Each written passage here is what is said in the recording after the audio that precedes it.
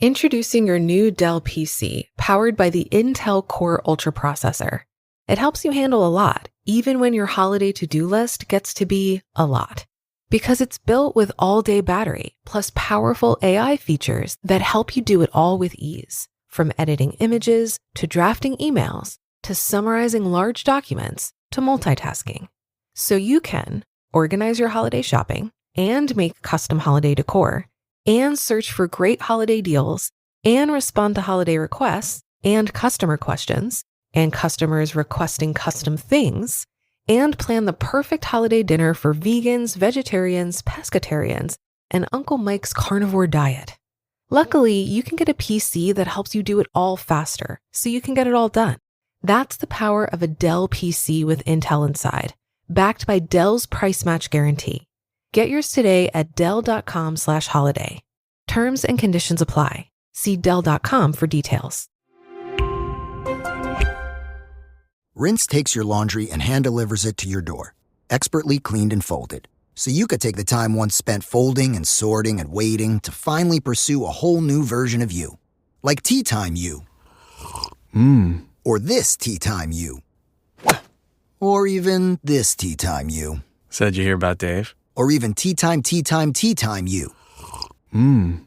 So update on Dave. It's up to you. We'll take the laundry. Rinse. It's time to be great. This is Optimal Finance Daily.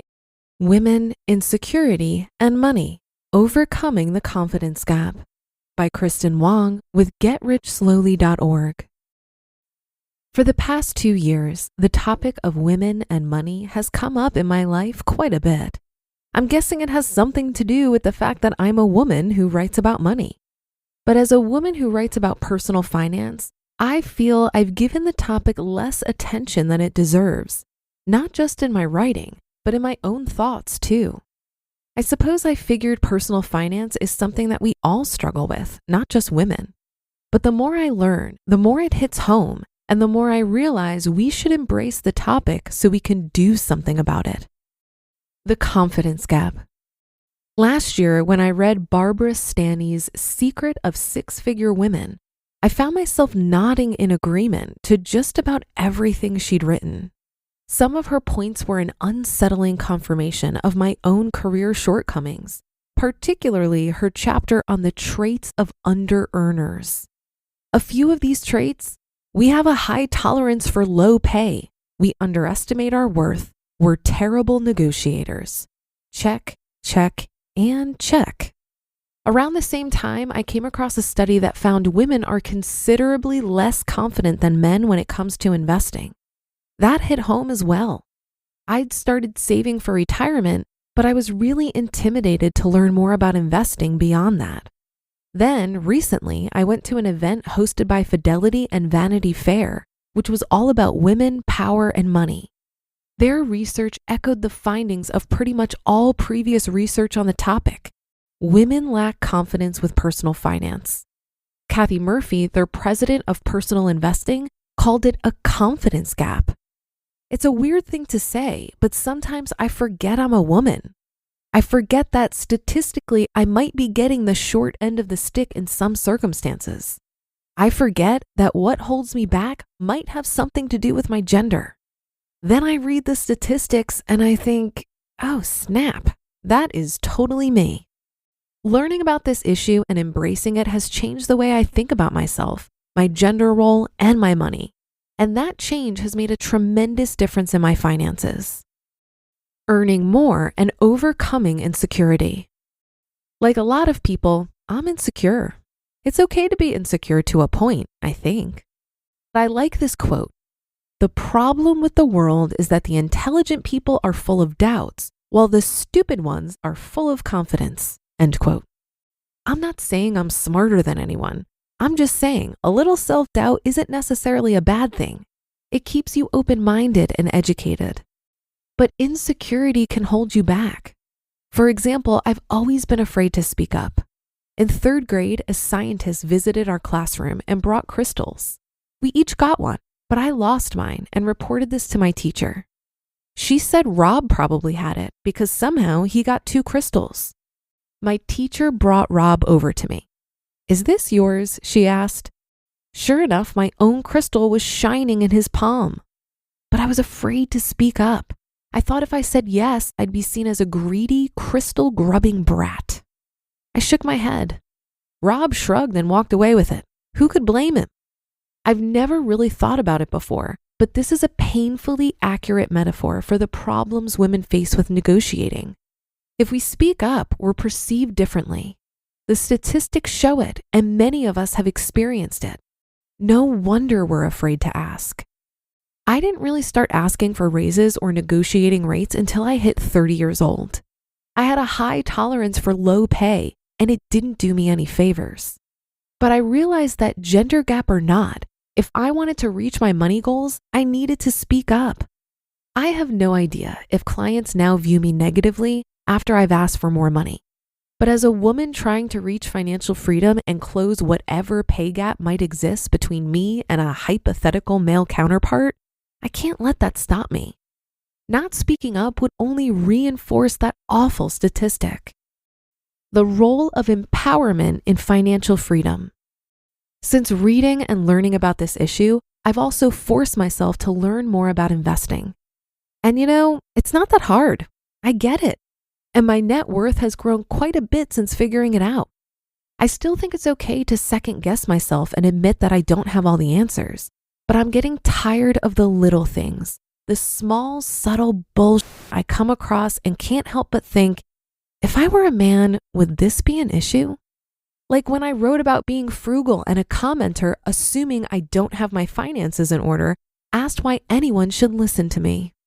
Or the time I chimed into a conversation among clueless male investors who were talking about how index funds are stupid and they completely ignored me.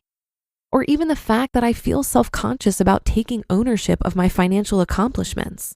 I'm afraid of coming across as cocky. It might seem like focusing on all of this is victimizing, and maybe that is part of the reason I ignored it for so long. But it isn't victimizing, it's empowering. It reminds me that it's not just me. Many women are also afraid to ask for a raise or speak up or exude the confidence they possess because modesty and meekness and silence are more socially acceptable for our gender. Acknowledging the issue also makes me proud of the financial accomplishments I've made so far. I've found financial security despite the stats not being in my favor. And finally, I feel thankful to have worked for people who get it. For the most part, my bosses have always been encouraging, supportive, and understanding. Considering the statistics, that's pretty remarkable. You just listened to the post titled Women, Insecurity, and Money, Overcoming the Confidence Gap by Kristin Wong with GetRichSlowly.org. Imagine you're a business owner who has to rely on a dozen different software programs to run your company. Each one is expensive, overly complicated, and worst of all, none of them are connected. Now imagine a platform that could tackle all of your business management needs in one place. That platform you're imagining? It's Odoo. Odoo has all the programs you'll ever need, and they're all connected on a single, simple, easy-to-use software, giving you peace of mind that your business is always being taken care of from every angle. Odoo assists in accounting, marketing, inventory, HR, CRM, manufacturing, and everything in between through its user-friendly interface and open source applications. Basically, if your business needs it, Odoo's got it. Odoo sounds pretty amazing, right? So stop wasting your time and money on those expensive, disconnected platforms and let Odoo harmonize your business with simple, efficient software that can handle everything for a fraction of the price. It doesn't get much better than that. So what are you waiting for? Discover how Odoo can take your business to the next level by visiting odoo.com. That's ODOO.com. Odoo, modern management made simple. When it comes to what your family eats and drinks, you know your choices matter. You're the expert because you know what fits your life. And getting it right starts with good information. That's why America's beverage companies are sharing more information about our ingredients at goodtoknowfacts.org. No spin, no judgments, just the facts straight from the experts for more than 140 beverage ingredients. Visit goodtoknowfacts.org. While I understand that there are some frustrating things to combat when it comes to women and money, I do think we have more power than we realize. According to a 2018 Prudential survey, 54% of women are the primary breadwinners of their families, and women control more than 50% of the country's personal wealth. That says to me that even with the gender wage gap, when we get our hands on money, we're better at managing it to build wealth. And this is probably because women typically earn higher investment returns than men. Does it surprise you that women own more diverse portfolios, trade less often, incur fewer fees, and are less likely to panic sell in a downturn? Furthermore, research from First Round found that companies with a female owner perform 63% better than companies with all male owners. The data is clear that women are actually pretty good with money. I think the problem, which is highlighted in this article, is that we lack confidence. We believe the bullshit that we're not good at math, and we have trouble pushing ourselves to ask for a raise or apply for the job we want, even if we aren't 100% qualified. While women may have unique financial challenges driven by things we can't control, I think there's a lot we can control, including advocating for ourselves. I was the only woman on my team and the lowest paid, yet I was one of the highest performers. When it became clear that I was being held to a much higher standard than my male colleagues, I quit. If every woman facing discrimination was in the position to walk away, I believe this issue would solve itself because these companies would suffer from the incredible amount of talent walking out the door. So to the women listening to this, I'd encourage you to keep prioritizing your finances and recognize that you have more power than you might realize right now.